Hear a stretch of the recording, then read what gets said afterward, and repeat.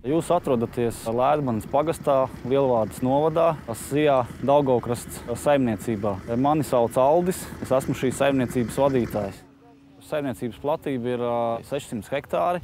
Šogad mums ir paredzēts novākt 4000 tonu sīpolu.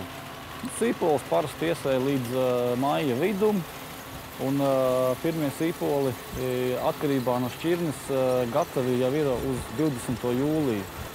Un sīpolus piedāvā arī visu ziemu. Pagājušajā gadā mums pēdējie sīpoli bija vēl aprīļa mēnesī.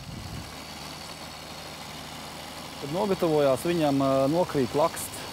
Tad tie sīpoli tiek izkratīti ārā un uztaisītas tādas smukas dobītes.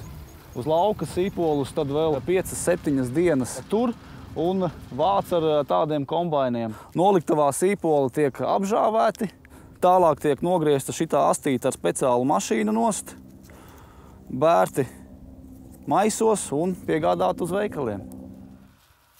Šitie labāk esot šašlikam?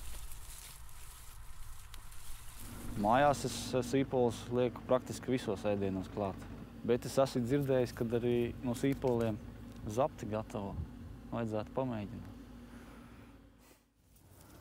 Izvēlēties Latvijas preci. Kas var būt labāks par šo?